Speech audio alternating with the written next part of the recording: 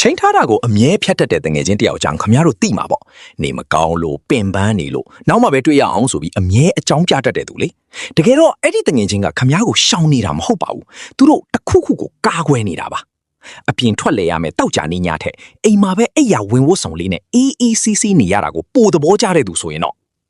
ကြိုးဆိုပါတယ်ဗျာအခုခမရရဲ့စိတ်ထဲကခံစားချက်တွေကိုကွက်ကွက်ကွင်းကွင်းမြင်တာတော့ကျွန်တော်ပြောပြပေးသွားမှာပါ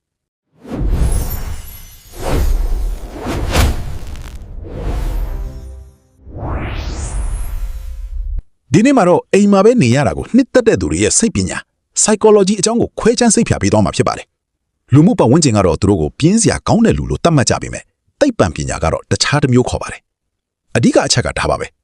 အပြင်ထွက်ရတာဝါသနာပါတဲ့သူတွေ extroverts ရဲ့ဦးနှောက်ဟာ dopamine နဲ့အလုပ်လုပ်ပါတယ်လူတွေအများကြီးနဲ့ဆုံရတာစူညံတန်နေနဲ့စိတ်လှုပ်ရှားစရာအသစ်အဆန်းတွေတွေ့ရတဲ့အခါသူတို့ဦးနှောက်က dopamine တွေအများကြီးထုတ်ပေးပါတယ်အဲ့ဒီအခါမျိုးမှာသူတို့ကအားအင်တွေပြေဝလာပြီးပျော်ရွှင်မှုကိုခံစားရတာပါ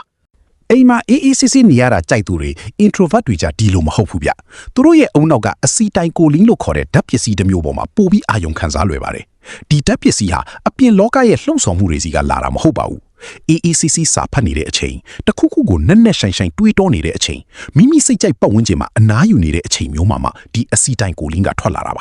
ါဒါကြောင့်သူတို့တွေအိမ်မှာနေရတာကိုသဘောကျနေတာဟာတခြားသူတွေထက်ပိုပြင်းနေလို့မဟုတ်ဘဲသူတို့အုံနောက်ကအဲ့ဒီလိုအေးချမ်းတဲ့အခြေအနေမှာစိတ်ကြည်နက်မှုကိုရရှိအောင်ပုံစံသွင်းထားလို့ပဲဖြစ်ပါတယ်လူတွေနဲ့အပြင်မှာအကြာကြီးအချိန်ဖြုံပြီးအိမ်ပြန်ရောက်တဲ့အခါခမရဘလို့ခံစားရလေရှိတယ်လေတချို့တွေအတွက်အပြင်ကပြန်လာရင်ခေါင်းမူးနောက်ပြီးဘာမှမလုပ်ချင်လောက်အောင်ပင်ပန်းသွားတတ်ပါတယ်တကူလုံးအားအင်းတွေကုန်ခန်းသွားတယ်လို့မျိုးဘသူနဲ့မှစကားမပြောချင်တော့ပဲမှောင်နေတဲ့အခန်းထဲမှာတယောက်တည်းပဲအိပ်ပစ်လိုက်ချင်တော့တဲ့ခံစားချက်မျိုးပေါ့ဒါဟာဖျားတာမဟုတ်သလိုခမရအပြင်းထူနေတာလည်းမဟုတ်ပါဘူးဒါကိုစိတ်ပညာမှာ introvert hangover လို့ခေါ်ပါတယ်အရက်တောက်တဲ့သူတွေနောက်တနေ့မှာခံစားရတဲ့ hangover လို့ပါပဲလူတွေကြားထဲမှာအချိန်အကြာကြီးနေလိုက်ရတဲ့အခါခမရဲ့စိတ်ပိုင်းဆိုင်ရာစွမ်းအင်တွေအကုန်တုံးလိုက်ရလို့ခံစားရတဲ့လူမှုဆက်ဆံရေးအမူးလွန်ခြင်းပဲဖြစ်ပါတယ်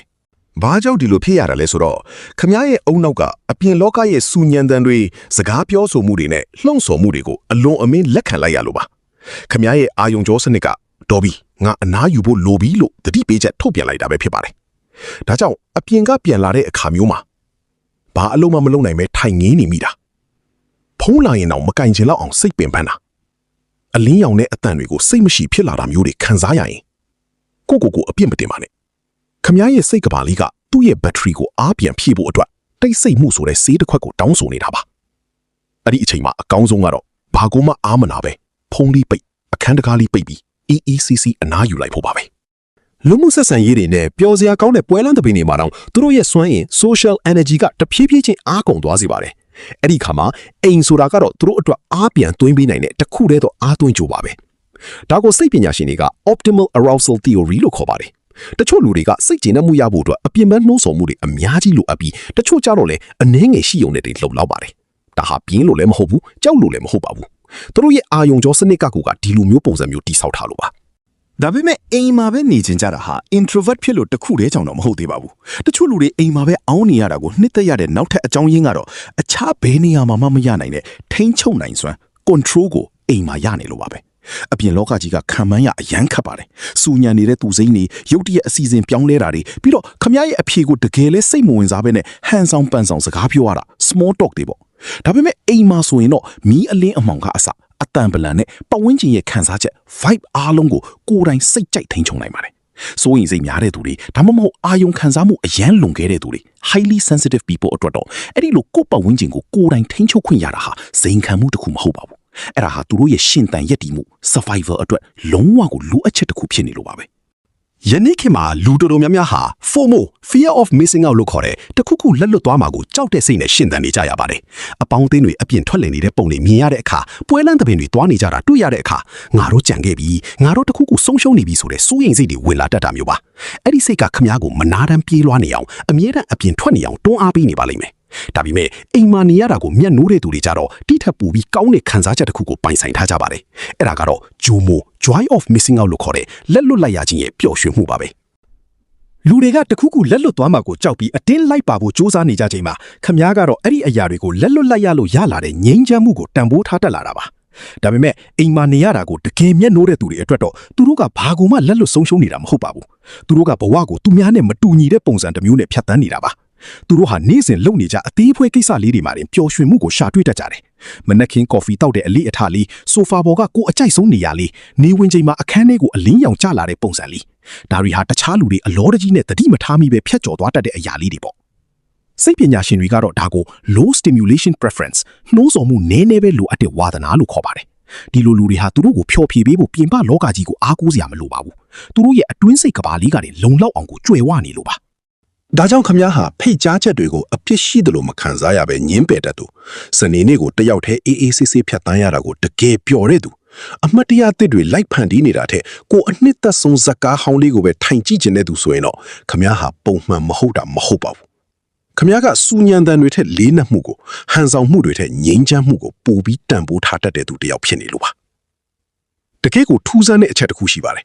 လေးလာမှုတွေအရတယောက်တည်းအေးအေးဆေးဆေးနေရတာကိုနှစ်သက်တဲ့သူတွေဟာပိုပြီးတီထွင်ဖန်တီးနိုင်စွာ creative ရှိကြတယ်ကိုပိုပြီးစမ်းစစ်နိုင်ကြသလိုပြဿနာတွေကိုဖြေရှင်းတဲ့နေရာမှာလည်းပိုပြီးတော်ကြတာကိုတွေ့ရပါတယ်အိမ်မှာနေတယ်ဆိုတာဘာမှမလုပ်ပဲအချိန်ဖြုံးနေတာမဟုတ်ပါဘူး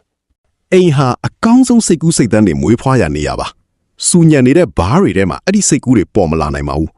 တိတ်ဆိတ်တဲ့ဒေါင်းတနေရာမှာစာအုပ်တအုပ်နဲ့ဖြစ်ဒါမှမဟုတ်မနဲ့အစောကြီး2နာရီလောက်မှအတွေးနယ်ချက်နေရင်းနဲ့မှအဲ့ဒီစိတ်ကူးကောင်းတွေကပေါ်လာတတ်တာပါပွင့်ပွင့်လင်းလင်းပြောရရင်ကျွန်တော်တို့ပတ်ဝန်းကျင်ကအပြင်ထွက်လေတာကိုပဲအမွှမ်းတင်လုံးကြပါတယ်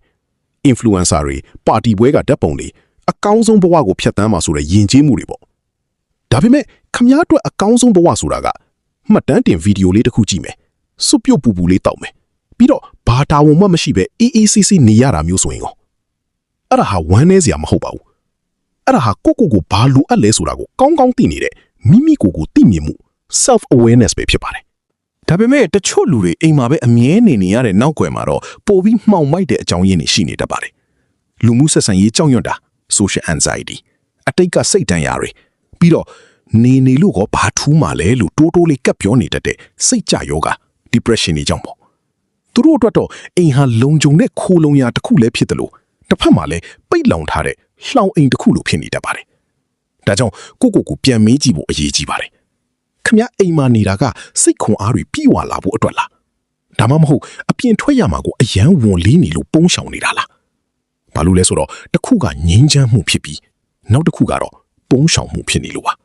ကဲခမည်းကဘလို့လဲအိမ်မှာနေရတာကိုပဲတကယ်နှစ်သက်တာလားဒါမှမဟုတ်ဓာတ်တွေကစင်ကြေတွေလို့ပဲထင်သလားကွန်မန့်မှာပြောခဲ့ပေးပါဦးနောက်ထပ်လည်းစိတ်ဝင်စားစရာကောင်းတဲ့ဗီဒီယိုလေးတွေတင်ဆက်ပေးဦးမှာမလို့ like and subscribe လေးလုပ်ခဲ့ကြပါအောင်ခင်ဗျအေးချမ်းသာရသောဘဝကိုပိုင်ဆိုင်နိုင်ကြပါစေခင်ဗျ